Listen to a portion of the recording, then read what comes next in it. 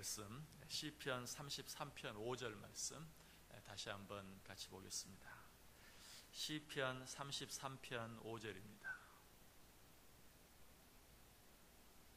한 절 말씀 우리 다 같이 한 목소리로 읽습니다. 그는 공의와 정의를 사랑하시며 세상에는 여호와의 인자하심이 충만하도다. 아멘. 우리는 지금 시편 33편에서 우리가 왜 여호와 하나님을 찬송해야 하는가, 찬양해야 하는가 하는 것에 대해 생각해 보고 있어요. 그 두 번째 이유로 우리 하나님은 공의와 정의를 사랑하시기 때문에 공의와 정의를 사랑하시는 하나님을 우리는 마땅히 찬양해야 한다 하는 것 생각해 보고 있습니다. 하나님께서 공의와 정의를 사랑하시기 때문에 어떻게 하신다고 했습니까? 악한 자들을 절대로 그냥 내버려 두지 아니하시고 반드시 심판하신다.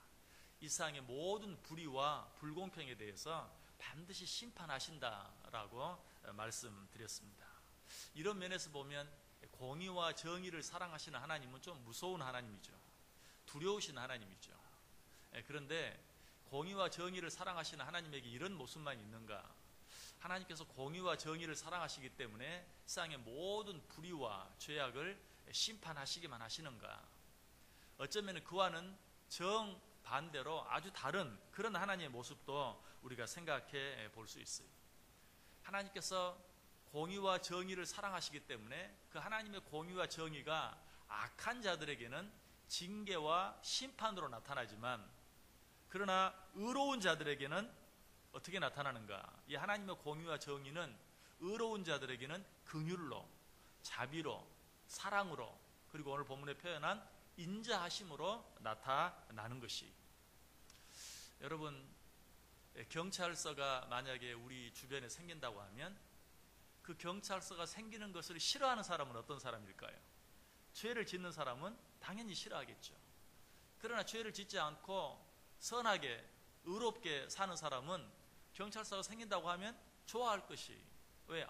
그 경찰서가 우리를 지켜주겠구나, 우리를 안전하게 해주시겠구나, 안전하게 해주겠구나. 마찬가지 하나님은 공의와 정의를 사랑하신다.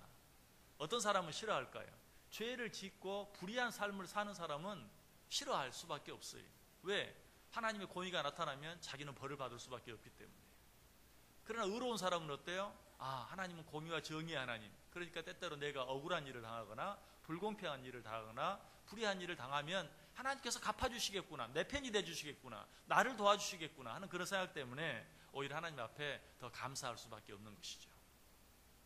그래서 우리가 어제 아침에 이 하나님의 공의와 정의에 대해서 잘 나타내주고 있는 시편으로 시편 9편에 있는 말씀을 여러 구절을 찾으면서 읽었죠. 그런데 그 말씀들은 다 공의와 정의의 하나님을 심판하신다라는 의미였어요. 그런데 같은 장 시편 9편 9절과 10절에 보면 똑같이 하나님의 공의와 정의에 대해서 이야기하면서 어제 생각한 건 아주 다른 그런 내용이 나와요.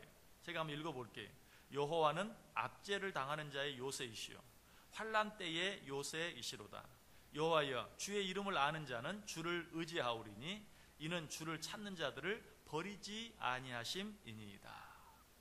자, 공의와 정의의 하나님에 대해서 말하는데 여호와는 압제를 당하는 자의 요새시다, 환난 때의 요새이시로다.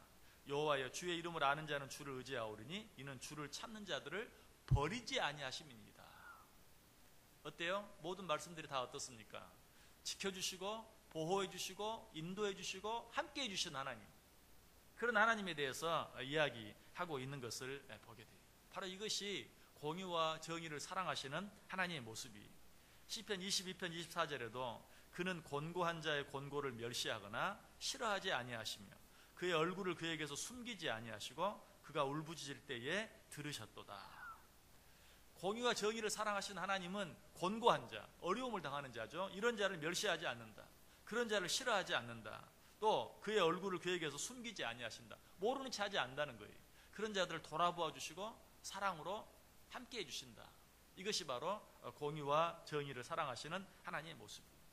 그래서 공의와 정의를 사랑하시는 하나님, 이 모습은 징계하시고 심판하시는 하나님일 뿐만 아니라 의로운 자들, 하나님의 뜻대로 살기 위해서 애쓰는 자들에게는 긍휼과 자비가 풍성하신 하나님, 그리고 사랑이 풍성하신 하나님, 바로 그 하나님의 모습이 인자하심이 풍성하신 그런 하나님의 모습이라는 것이. 그래서 바로 이런 이유 때문에 5절 뒷부분에 뭐라고 말합니까? 세상에는 여호와의 인자하심이 충만하도다 라고 표현하고 있어요. 공의와 정의를 사랑하신 하나님에 대해서 이야기하고 뭐라고 말해요? 이 세상에는 여호와의 인자하심이 충만하다. 이 세상에는 여호와의 인자하심으로 가득 차 있다라고 표현하고 있어요. 우리도 이 하나님의 인자하심을 찬송할 수 있어야 돼요. 우리의 모든 삶 속에 우리 주변에 항상 이 여호와의 인자하심이 있고 그 여호와의 인자하심으로 말미암아서 우리가 하루하루 숨을 쉬면서 살아갈 수 있는 것이. 자, 여호와의 인자하심이 충만하시다, 이 세상이 충만하시다라는 이 말을 다르게 표현하면 여호와의 인자하심은 그만큼 크다는 것이죠. 그래서 우리가 너무나 잘 아는 말씀 시편 117편 2절에 보면 우리에게 향하신 여호와의 인자하심이 크시고 여호와의 진실하심이 영원함이로다.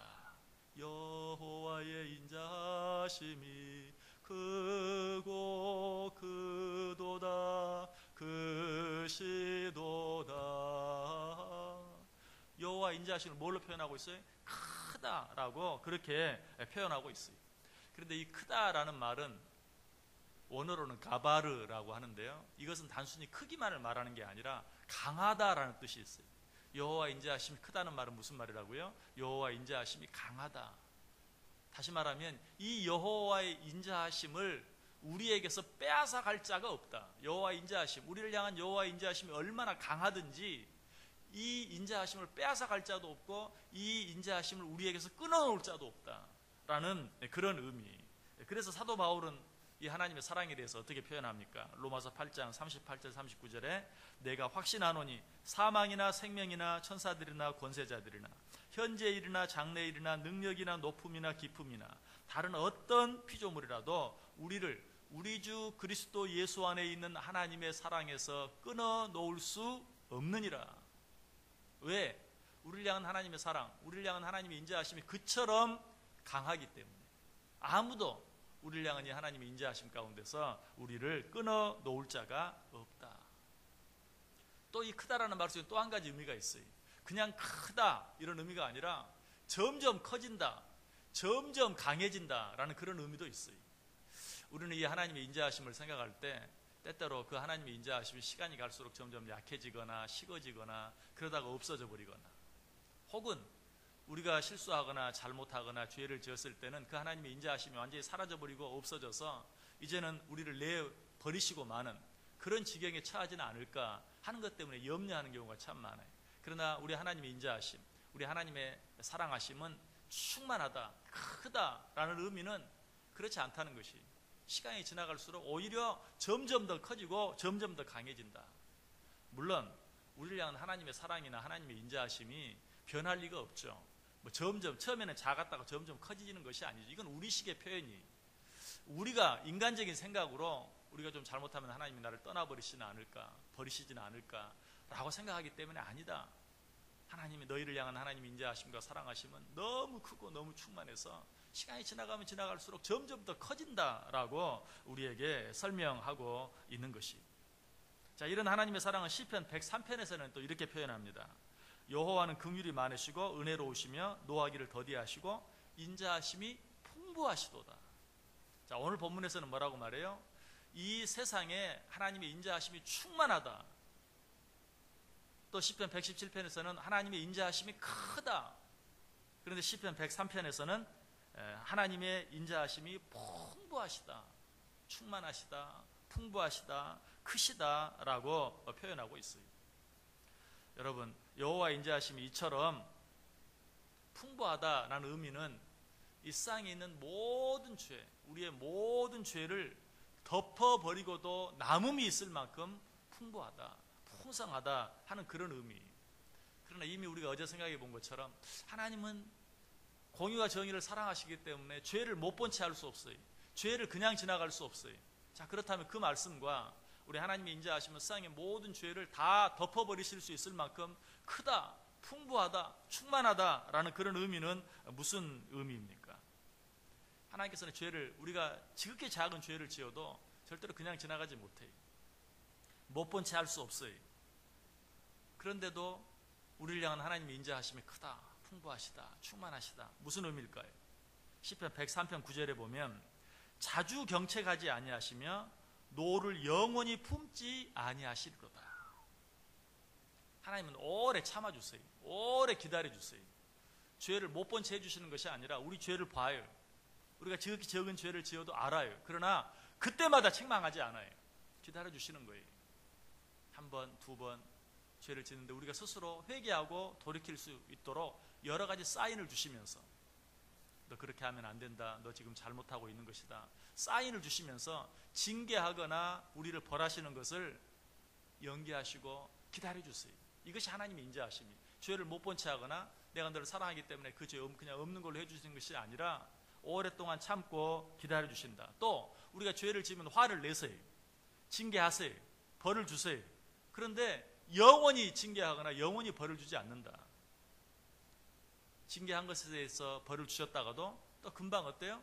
우리가 회개하고 돌이키면 내가 언제 그 죄를 지었는지조차 기억조차 하지 아니하시고 다 용서해 주신다. 잊어버려 주신다. 그런 하나님의 인자하심에 대해서 성경이 어떻게 표현합니까? 성경 우리의 죄를 깊은 바다에 던지셨다. 여러 번 설명드렸어요. 우리의 죄를 깊은 바다에 던지셨다. 우리의 죄를 동이 서에서 먼 것처럼 옮기셨다. 이런 말은 무슨 말입니까? 우리가 아무리 큰 죄를 지었다 할지라도 회개하고 돌이키면 깊은 바다에 던져버리셔서 다시는 꺼내올 수 없을 정도로 동이 서에서 먼 것처럼 먼 곳으로 옮기셔서 다시는 가져올 수 없도록 하나님은 그 모든 죄를 용서하시고 잊어버려 주신다라는 것이. 또 하나님은 우리가 지은 죄를 절대로 못 본 채 할 수는 없지만 그럼에도 불구하고 인자하심이 충만하다, 풍부하다, 크시다 라는 의미는 무슨 의미일까요? 우리가 죄를 지었을 때 우리의 죄대로 다 우리의 죄의 크기만큼 하나님께서 우리를 벌하시지는 않는다는 것이. 시편 103편 10절에서 말합니다. 우리의 죄를 따라 우리를 처벌하지는 아니하시며 우리의 죄악을 따라 우리에게 그대로 갚지는 아니하셨으니. 여러분, 하나님께서 우리가 지은 죄대로 다 처벌하면 어떻게 됩니까? 한 사람도 살아남지 못해요. 오늘 시간에 여기 있을 수 없어요. 그래서 하나님께서 우리의 죄를 지적하시고 때때로 벌하시고 책망하시고 징계하시지만 우리의 죄대로 우리의 죄의 크기만큼 다 하지는 않는다는 거예요. 그렇게 하면 살아남을 자가 하나도 없기 때문에 하나님께서 우리의 죄를 책망하시되 벌하시되 징계하시되 죽지 아니할 만큼 또 한번 다시 일어설 수 있을 만큼 우리를 징계하시고 책망하신다는 것이. 이것이 우리를 향한 하나님의 인자하심입니다. 어린 소년이 물고기 2마리와 보리떡 5개를 가지고 왔을 때 빌립과 안드레는 도대체 이것 가지고 우리가 뭘 할 수 있겠습니까? 우리가 가진 돈은 이것밖에 안 되는데 우리가 할 수 있는 일은 아무것도 없습니다. 하나님의 능력을 의심했어요. 그럼에도 불구하고 주님은 어떻습니까? 그 적은 것으로 말미암아 오병이어의 기적을 행하시죠. 이것이 바로 우리의 믿음 없음, 우리의 부족함, 우리의 죄악에도 불구하고 하나님의 그 크신 은혜와 사랑과 능력을 베풀어 주시는 하나님의 인자하심이라는 것입니다. 또 이 오병이어의 기적을 맛보고 이제 제자들이 배를 타고 바다를 건너는데 갑자기 풍랑이 일죠. 예수님께서 그들을 그 풍랑 가운데서 건져내 주시기 위해서 무리를 걸어서 그들에게 갑니다. 그런데 그들은 어때요? 오병이어의 기적을 보고도 그분이 주님인 줄 알지 못하고 두려워서 유령이다 라고 소리치는, 얼마나 괘씸했겠어요. 얼마나 그들의 믿음 없이 한심했겠어요. 그럼에도 불구하고 예수님께서는 그들을 그 풍랑 가운데서 건져내 주시는, 바다야 잔잔하라 파도야 잔잔하라 하심으로 그들을 그 풍랑 가운데 건져내 주시는, 이것이 바로 여호와 하나님의 인자하심이라는 거예요. 우리를 향한 사랑이라는 것이, 그 인자하심의 크기요, 그 인자하심의 풍부하심이요, 그 인자하심의 충만하심이라는 것이. 우리의 믿음 없음을 보고 내가 너희들 이 풍랑 가운데서 건져내 주겠다고 여기까지 왔구나. 참 너희들 모습을 보니 한심하다. 내가 너희들을 구원해 줄 이유가 전혀 없다. 그러고 돌아서지 않는다는 것이. 이것이 우리를 향한 우리 여호와 하나님의 인자하심이요 또 사랑하십니다. 긍휼히 여겨주십니다. 뿐만 아니라 이런 여호와의 인자하심은 어떻습니까? 그냥 크기로만 나타나는 게 아니, 시간적으로도 영원한 것이다 라고 표현하고 있어요. 아까도 말씀드렸던 것처럼 하나님의 인자하심은 시간이 지나간다고 해서 점점 약해지거나 작아지는 것이 아니, 오히려 더 커져요. 뿐만 아니라 우리가 어려움을 당하면 당할수록 우리를 향한 하나님 인자하심도 같이 커져요. 여러분, 그러므로 우리가 어려운 가운데 있을 때 두려워하거나 낙심할 필요가 전혀 없어요. 왜? 우리를 향한 하나님의 그 인자하심은 우리가 어려운 일 가운데 있으면 있을수록 더 커지기 때문에. 여러분, 우리 자녀를 향한 부모의 마음 어떻습니까?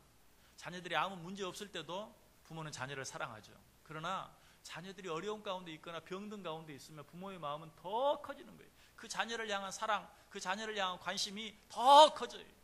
우리 하나님도 그래요. 여러분, 그래서 우리는 우리가 어려운 가운데 있을 때, 어떤 시련 가운데 있을 때 하나님의 사랑, 하나님의 인자하심을 의심할 것이 아니라 오히려 그러면 그럴수록 나를 향한 하나님의 인자하심이 더 커진다는 사실을 생각하면서 오히려 더 하나님 바라보고 하나님 의지하고 하나님께 한 번 더 감사할 수 있어야 돼요. 그래서 성경 다른 것은 하나님께서 우리를 사랑하시고 하나님께서 우리를 긍휼히 여겨주시는데 어떻게 긍휼히 여겨주신다고 말합니까? 아비가 자식을 불쌍히 여김같이 하나님이 우리를 불쌍히 여겨주시고 긍휼히 여겨주신다. 시편 103편 13절이 말이에요. 아버지가 자식을 긍휼히 여김같이 여호와께서는 자기를 경외하는 자를 긍휼히 여기신다. 여러분, 그 아버지의 긍휼하심, 그 하나님의 인자하심이 어떤 비유를 통해 가장 잘 나타납니까? 탕자의 비유. 아버지가 죽기를 기다리는데도 죽지 않으니까 그냥 아버지의 것을 기다리지 못하고 빼앗아서 도시로 도망가서 허랑방탕하며 그 아버지의 모든 소유를 다 탕진해버린 이 탕자. 그러나 그가 돌아왔을 때 어때요? 이 아버지는 그를 정말 반갑게 끌어안고 목을 어금맡기고 가장 좋은 옷을 입히고 가락지를 신기고 좋은 신을 신기고 좋은 음식을 먹이는, 그리고 그 아들이 자기를 떠나가 있는 동안에도 집에 있는 그 형보다도 어떻게 보면 착실하게 부모 아버지 밑에서 아버지를 더 잘하고 있는 그 큰 형보다도 오히려 더 마음이 집을 나간 그 아들에게 가 있는, 항상 문 앞에 나가서 그 아들을 기다리고 있는, 여러분, 그 마음이 바로 우리를 향한 하나님의 인자하심이라는 것이, 이 하나님의 인자하심이 일상에 충만하다는 것이, 하나님께서 그런 인자하심으로 우리를 사랑해 주시는 것이. 그래서 사도 요한은 요한 1서 3장 1절에 뭐라고 말합니까? 보라, 아버지께서 어떤 사랑을 우리에게 베푸사 하나님의 자녀라 일컬음을 받게 하셨는가. 여러분, 이 새벽 시간에 하나님이 어떤 사랑으로 우리를 사랑하셔서 오늘 이 자리에 이 새벽 시간에 여기 앉혀놓으셨는지 기억하시기 바랍니다. 하나님이 하나밖에 없는 아들 예수 그리스도를 십자가에 달려 죽이시면서까지 우리를 사랑하셔서 우리를 오늘 이 시간에 여기 앉아있게 만드시는 것이, 이것이 우리를 향한 하나님의 사랑이에요. 그래서 사도 바울은 우리를 위해서 기도하는데 어떻게 기도하는 줄 아세요?